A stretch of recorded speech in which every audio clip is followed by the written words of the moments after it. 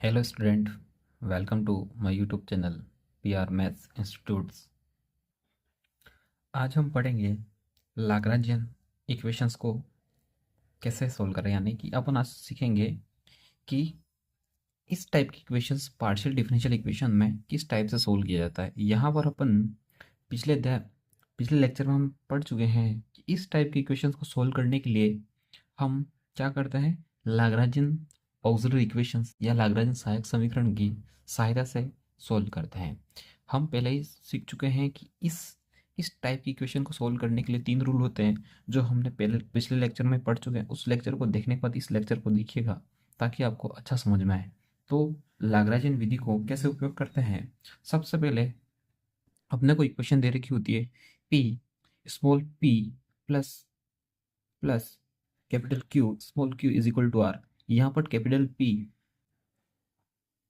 Capital Q और equal to R, यहाँ पर ये तीनों एक्स वाई जेड के फंक्शन होंगे, जो कि हम पहले आपको पिछले लेक्चर में बता चुके हैं। स्मॉल पी का मतलब यहाँ पर del Z upon del X है, स्मॉल क्यू का मतलब del Z upon del Y है।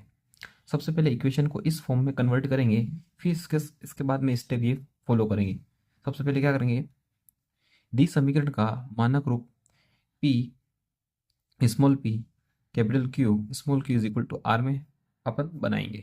फिर इसके बाद में अपन क्या करेंगे, लाग्रांज सहायक समीकरण से जो पी के मल्टीप्लाई में वो स्मॉल पी के मल्टीप्लाई में वो कहाँ जाएगा, कैपिटल पी है, ये कैपिटल पी है, ये एक्स वाई जेड का फंक्शन होगा del Y upon del Q del Z upon are.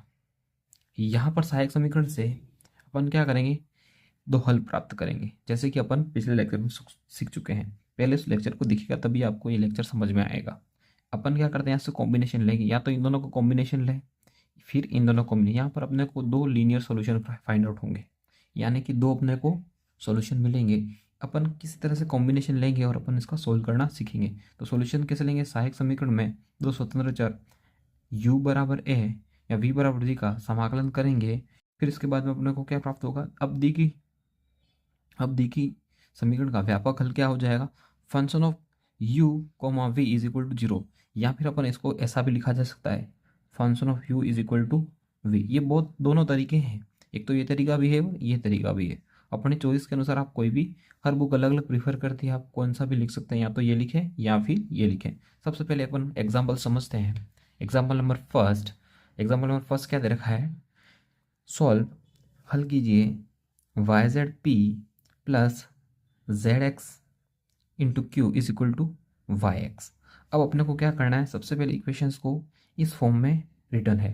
तो देखिए अपनी फॉर्म क्या थी, अपनी समीकरण क्या है, क्वासी लीनियर इक्वेशन है ये क्या है, लीनियर पीडीए यानी कि रैखिक आंशिक अवकलन समीकरण है। सबसे पहले इस फॉर्म से कंपेयर करेंगे, यानी तुलना करेंगे समीकरण नंबर 2 एक और समीकरण नंबर 2 से तुलना करेंगे। कैपिटल पी बराबर अपना क्या आ गया, वाई जेड, कैपिटल क्यू बराबर क्या आ गया, जेड एक्स, कैपिटल आर बराबर क्या आ गया, एक्स इंटू वाई। अब अपन लाग्रांज सहायक समीकरण कौन सी, ये रही, इसकी सहायता से अपन क्या करेंगे, इसका हल निकालेंगे। लाग्रांज समीकरण में अपन पी क्यू आर की वैल्यू पुटअप कर लेंगे। डेल एक्स अपन क्या आ जाएगा, पी की जगह आ जाएगा Y Z, del Y Q की जगह आ जाएगा जेड एक्स, और equal to del Z is यहाँ पर आर की जगह आ जाएगा एक्स इंटू वाई। अब अपन क्या करते हैं, यहाँ पर आपको मैंने बताया कॉम्बिनेशन लेना है, इन दोनों को कॉम्बिनेशन लो या इन दोनों कॉम्बिनेशन ऐसा लेना है कि अपन इंटीग्रेशन कर पाए, लास्ट में अपन क्या कर पाए, समाकलन कर, आसानी से समाकलन कर पाए। और समाकलन नहीं होता है तो अपन क्या करते हैं, फर्स्ट सेकेंड थर्ड और रूल का उपयोग करेंगे, जो अपन पिछले लेक्चर में सीख चुके हैं। पहले वो लेक्चर देखिएगा तभी आपको ये समझ में आएगा। नेक्स्ट, प्रथम दो पदों का हल करने पर अपन ये पद और ये पद दोनों को ले लिया। अब यहाँ पर अपने इजीली देख सकते हैं कि देखो यहाँ पर भी जेड आर और यहाँ पर भी जेड आर, दोनों पदों को मैं इक्वल करूँगा क्योंकि तीनों इक्वल ही है। इन दोनों को लिया मैंने, यहाँ से जेड और जेड कैंसिल आउट हो जाएगा, यहाँ से जेड कैंसिल आउट हो गया। तो यहाँ पर देखो डी एक्स के नीचे क्या हो गया, Y is equal to D Y की जगह एक्स हो गया। अब यहाँ पर भी अपन इंटीग्रेशन सीधा नहीं कर सकते, क्यों, क्योंकि यहाँ पर डी एक्स के साथ में वाई आ रहा है और डी वाई के साथ में एक्स आ रहा है, तो अपन क्रॉस मल्टीप्लाई कर लेंगे। क्रॉस मल्टीप्लाई जैसे करेंगे तो क्या बन जाएगा, डी एक्स डी वाई बन जाएगा, और इंटीग्रेशन करेंगे तो क्या बन जाएगा, X square upon 2 is equal to Y square upon 2 is equal to C1/2। अब यहाँ पर अपन क्या करते हैं, पूरी इक्वेशन में 2 से मल्टीप्लाई कर लेंगे। जैसे 2 से मल्टीप्लाई करेंगे तो ये 2 कैंसिल आउट हो जाएगा, ये 2 कैंसिल आउट हो जाएगा और ये भी 2 कैंसिल आउट हो जाएगा। अब अपन बाई टीपी करके C1 इज इक्वल टू, ये अपना क्या हो गया, C1 इज फाइंड आउट हो गया। अब कैपिटल C1 है, अपन इसको कॉन्स्टेंट है, इसको अपने चॉइस के अनुसार अपन इसको क्या कर सकते हैं, चेंज कर सकते हैं। इस C1 को मैं कैपिटल C1 राइट डाउन कर सकता हूँ। मैंने क्या लेट किया, C1 स्क्वायर को कैपिटल C1 राइट डाउन कर लिया, यहाँ पर C1 हो गया। अब अपन क्या करते हैं, अंतिम दो पदों को लेते हैं। अंतिम दो पदों को लिया, ये वाला पद और ये वाला पद। अब ये दोनों पद लिया तो D Y upon D Z equal to D Z upon X into Y. अब यहाँ पर आप देखो एक्स और एक्स कैंसिल हो जाएगा, ये एक्स है, एक्स कैंसिल हो गया। अब यहाँ से बच गया क्या, डी वाई अपॉन जेड और डी जेड अपॉन वाई। अब फिर भी यहाँ पर अपन समाकलन नहीं कर पाएंगे, इंटीग्रेशन नहीं कर पाएंगे, तो अपन क्या करेंगे, इसका क्रॉस मल्टीप्लाई कर लेंगे। तो डी वाई के साथ में क्या आ जाएगा, वाई, और डी जेड के साथ में क्या आ जाएगा, जेड। फिर अपन इसका इंटीग्रेशन या समाकलन कर पाएंगे। तो यहाँ समाकलन जैसे करेंगे, Y square upon 2 is equal to Z square by 2 plus C square by 2, C 2 square by 2। अब रिमेन 2 से मल्टीप्लाई कर लेंगे तो यहाँ से समीकरण बन गया। तो यहाँ से क्या आ जाएगा, बाई टी पी करेंगे, Y square minus Z square is equal to C 2 square. अब अपन इस C2 को अपन क्या लेट कर लेते हैं, कैपिटल C। ये लेट कर लिया मैंने यहाँ पर, तो ये यहाँ पर ये राइट डन हो गया। अब देखो समीकरण नंबर 3 और ये समीकरण नंबर मेरी 4 हो गई। अपन ने लाग्रांज में आपको बताया था क्या लेते थे अपन, एक सोल्यूशन V आता था, आपको बताया था V बराबर है और V बराबर B, ये दोनों क्या है, कांस्टेंट। तो यहाँ पर इसके बराबर क्या, इसको A मान सकते हो, या फिर आपने C1 ले रखा, C1। तो सोल्यूशन अपन कैसे लिखते थे, सोल्यूशन लिखते थे अपन U V बराबर 0। तो U की जगह अपन क्या आ जाएगा, ये वाली क्वांटिटी, और V की जगह क्वांटिटी कौन सी आ जाएगी, ये वाली क्वांटिटी। या फिर आप इसको ऐसा लिखना चाहते हैं तो भी कोई गलत नहीं है, X square minus Y square बराबर Y square Z square, both are correct. ये भी करेक्ट है और ये भी करेक्ट है, ठीक है। तो दोनों तरीके होते हैं लिखने के, सॉल्यूशन लिखने के। Next question, question number second, bracket y plus z bracket close small p plus bracket z plus x bracket close small q is equal to x plus y। अब यहाँ पर अपन इक्वेशंस को क्या करेंगे, इस इक्वेशन से कंपेयर करेंगे। इस इक्वेशन जैसे कंपेयर करेंगे, equation number 2 compare with equation number first, यहाँ से क्या आ जाएगा, P की वैल्यू, कैपिटल P की वैल्यू क्या आ जाएगी, कैपिटल P की वैल्यू आ जाएगी y plus Z, capital Q की वैल्यू क्या आ जाएगी, z प्लस x, और R की वैल्यू क्या आ जाएगी, x प्लस y।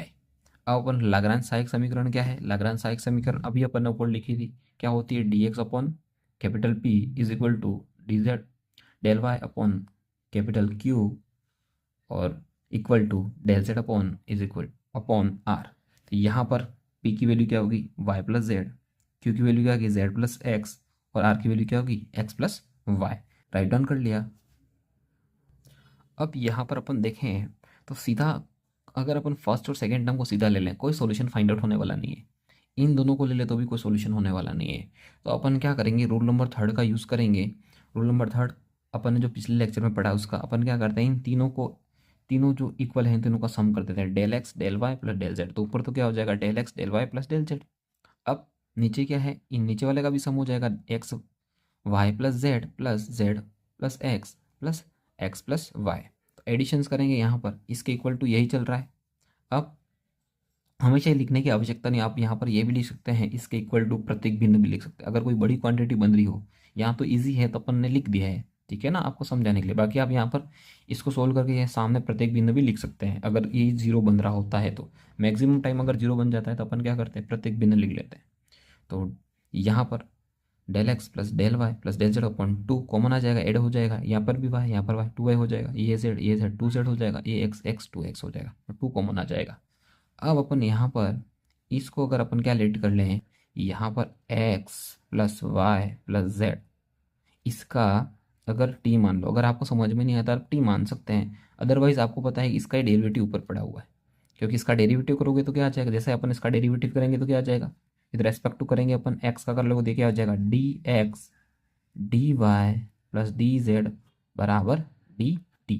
अगर आपको समझ में नहीं आता तो आप रिफर कर सकते हो, यहाँ पर t लिख सकते हो, यहाँ पर भी t लिख सकते हो। बाकी सीधा ही आपको पता है कि इसका ही डेरिवेटिव ऊपर पड़ा हुआ है, ठीक है। तो अब क्या करेंगे, इसका डेरिवेटिव ही ऊपर है, रिमेन अपन ऐसा राइट डाउन कर सकते हैं। तो यहाँ से तो एक सोल्यूशन फाइंड आउट हो जाएगा, बट फिर भी सामने वाला तो कोई सोल्व नहीं हो रहा है, तो सामने वालों को भी क्या करना पड़ेगा, थोड़ा ईजी सोल्व करना पड़ेगा। तो अपन क्या करते हैं, फर्स्ट वाली टर्म को सेकंड वाली टर्म में क्या करें, सब्ट्रैक्ट करके राइट डाउन कर लेते हैं।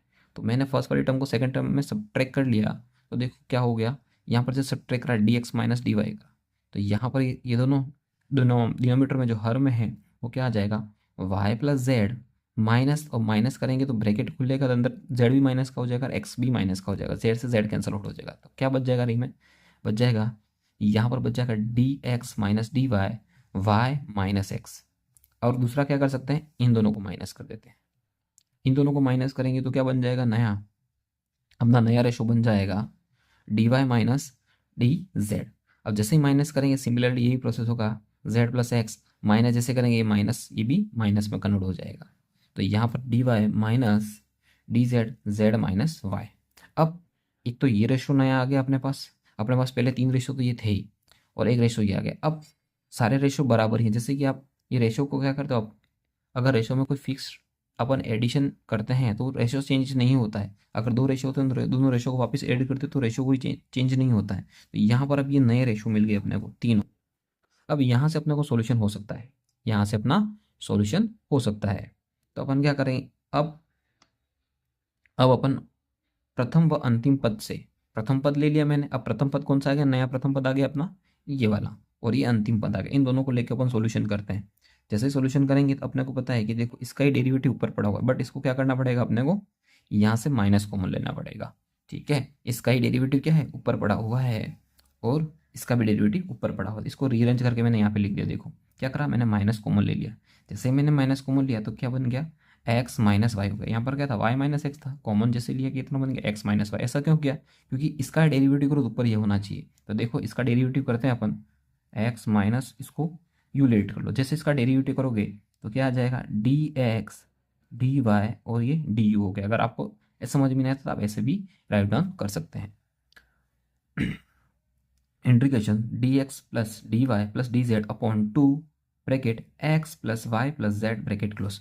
अब इसका ही डेरिवेटिव ऊपर पड़ा और इसका ही डेरिवेटिव ऊपर पड़ा हुआ है, तो आपको पता ही है क्या होता है, 1/x डी एक्स का क्या होता है, log x। तो यहाँ पर भी क्या है, अगर इसको अपन पूरा मान ले u, मैंने यहाँ पे कहा था u, तो डी यू अपन क्या आ जाएगा u, तो कितना आ जाएगा माइनस, यह आ जाएगा minus log x minus y equal to, यहाँ पर भी क्या है, अपन टी लेट कर लेंगे, यहाँ पर अपन ने माना था ये टी, तो डी टी आ जाएगा, और नीचे क्या आ जाएगा 2t, तो 1/2 तो बाहर हो जाएगा, और यहाँ पर क्या आ जाएगा log t, और टी की जगह अपन ने क्या लेट करा था, x plus y plus z. तो वापस पुटअप कर लेंगे तो कितना आ जाएगा, x plus y plus z. और यहाँ पर अपन जानते हैं कि अपन ऐसा कॉन्स्टेंट अपने चॉइस के अनुसार, क्वेश्चन के अनुसार अपन ले सकते हैं। तो यहाँ पर log c हो गया। अब रिमेन यहाँ पर जो माइनस था, प्रॉपर्टी होती है कौन सी, log m, n into log m, तो कहाँ चला जाता है, वो पावर में चला जाता है। यहाँ पर क्या पड़ा था, -1, तो मैंने इसको क्या कर दिया, पावर में राइट डाउन कर लिया। अब पावर में राइट डाउन कर लिया, अब log m इंटू एन क्या होता है, तो log m प्लस एन। तो यहाँ पर तो देखो देखो m प्लस एन था, तो यहाँ पर भी अपन ने क्या करा, इसकी पावर ऊपर ले ली और क्या कर लिया अपन ने, इसे राइट डाउन कर लिया। ठीक है, सिमिलरली अब यहाँ पर क्या हो गया, log से log कैंसिल हो गया, क्या हो गया, log से log कैंसिल हो गया, और यहाँ से अपन ने सोल्व किया तो x माइनस वाई की पावर -1, और यहाँ पर क्या था सामने अपना, यहाँ पर सामने बच गया ये x plus y plus z, इसका क्रॉस मल्टीप्लाई करके मैंने इधर लिख दिया। ठीक है, तो मैंने इधर लिखा, तो ये हो गया C1 हो गया। रिमेन 1 अपन को अपन क्या, माइनस है पावर तो ये नीचे आ जाएगी, 1/x माइनस वाई ब्रैकेट, ये क्या आ जाएगा, under root x plus y plus z, क्योंकि यहाँ हाफ पावर थी इसको मैंने रूट में कन्वर्ट लिख दिया, रूट में कन्वर्ट तो वही लिखा है मैंने रूट में। अब C1 इज इक्वल टू क्या आ गया, क्रॉस मल्टीप्लाई करके अपन इसको लिख सकते हैं, 1/c को वापस अपन c में कन्वर्ट किया जा सकता है अपना। तो एक सोल्यूशन तो अपने को मिल गया। अब दूसरा सोल्यूशन अपन क्या करेंगे, प्रथम 2 पदों को ले लेंगे, प्रथम पद और द्वितीय पद ले लेंगे। प्रथम पद कौन सा था अपना, ये रहा, और द्वितीय पद कौन सा, ये रहा, इन दोनों को ले लेंगे। जैसे प्रथम पद और द्वितीय पद लेंगे, ये रहे प्रथम पद और द्वितीय पद। अब यहाँ पर पता है कि इसका डेरिवेटिव ऊपर होना चाहिए, और यहाँ पर आगे वाई माइनस आगे वाई आ रहा है, और यहाँ पर पीछे क्या आ रहा है, एक्स आ रहा है, तो इसको अरेंज करने के लिए अपन माइनस कॉमन लेंगे इधर, और इधर भी माइनस कॉमन लेंगे, माइनस से माइनस कैंसिल आउट हो जाएगा। अब ये इंटीग्रेशन हो सकता है क्योंकि इसका ही डेरिवेटिव ऊपर पड़ा हुआ है और इसका ही डेरिवेटिव ऊपर पड़ा हुआ है। जैसे ही अपन करेंगे तो यहाँ से कितना आ जाएगा, सिमिलरली उसी तरह कितना आ जाएगा, log x minus y is equal to log y minus z plus log c2। अब log की प्रॉपर्टी लगा देंगे, इसको बाई टी भी करके इधर ले आएंगे तो क्या हो जाएगा, log m माइनस एन वाली प्रॉपर्टी लग जाएगी, log m अपॉन एन हो जाएगा। तो यहाँ पर क्या बन गया, log x minus y minus log y minus z is equal to log c2। तो अब यहाँ वाली प्रॉपर्टी लगी तो क्या बन गया, log x minus y upon y minus z is equal to log c। log से log कैंसिल हो गया और यहाँ से ये आ गया। और अपने को पता है अपन सॉल्यूशन कैसे लिखते थे, log u v बराबर 0। तो u की जगह क्या आ जाएगा, x minus y upon y minus z comma x minus y under root x plus y plus z bracket close is equal to 0। ये अपना फाइनल क्या हो गया, सॉल्यूशन हो गया। दूसरा लिखने का तरीका आपको मैंने जैसे क्वेश्चन फर्स्ट में बताया ऐसा इसको लिखा जा सकता है। Thank you. आपको इस लेक्चर में कैसे सोल्व करते हैं, आपको auxiliary equation, Lagrange auxiliary equation कैसे सोल्व करते हैं, इसका समझ में तभी आएगा जब आप प्रीवियस लेक्चर देखेंगे। लेक्चर नंबर आप प्रीवियस लेक्चर देखेंगे तभी आपको ये चीज़ सॉल्यूशन कैसे करते समझ में आएगा। तो प्लीज़ पहले उस वीडियो को देखने के बाद इस वीडियो को देखिएगा, अदरवाइज़ आपको डिफ़िकल्टी का हो सकती है, समझने में थोड़ा परेशानी हो सकती है। तो प्लीज़ उस लेक्चर को पहले देखें, लाइक करें, सब्सक्राइब करें, ऐसे जुड़े रहें, आपको ऐसे ही वीडियो मिलती रहेगी। और आपका कोई सजेशन हो तो आप हमें दे सकते हैं। Thank you.